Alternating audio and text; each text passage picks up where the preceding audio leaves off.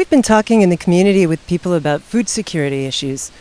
We're here now talking with Rhiannon Chandler, the director of the Community Workday program, about what is being done about it. Hi, Rhiannon. Thanks for talking with us here today.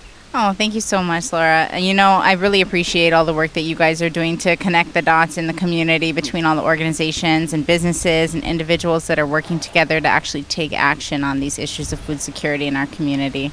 It's been a real journey for us. Speaking with Claudia Rosenbaum at the Upcountry Kula Farmers Market, we got to see the new EBT machine in action.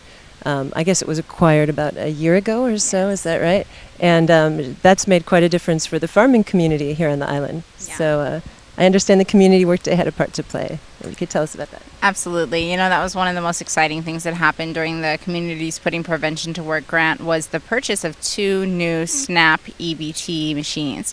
SNAP stands for Supplemental Nutrition Assistance Program. It's a program under USDA, and it's actually what we know as food stamps.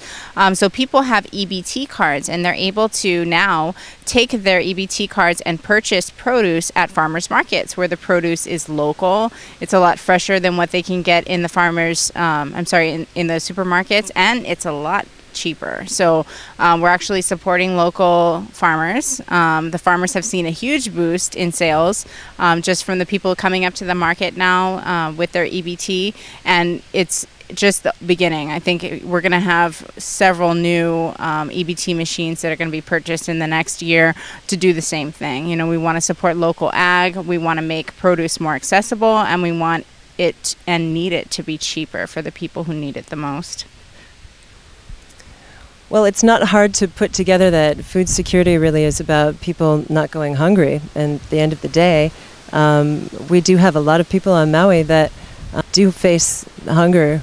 So there is a very special organization on island called Feed My Sheep, and that they have partnered with Community Workday to help address that side of the issue.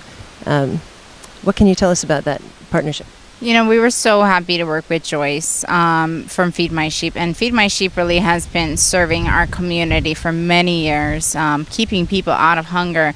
And recently they wanted to shift their focus to health and not just addressing hunger, but addressing really long-term community health. And if you look at the people that need assistance, that need free food, they are actually exhibiting some of the highest health disparities in our community. You know, they have the highest incidence of diabetes and high blood pressure and obesity, directly related to the food purchases that they make. You know, high carbohydrates in rice and salmon, spam, high sodium, all of these things contribute to long-term community health disparities. And so Feed My Sheep said, you know, how can we get more produce to our people?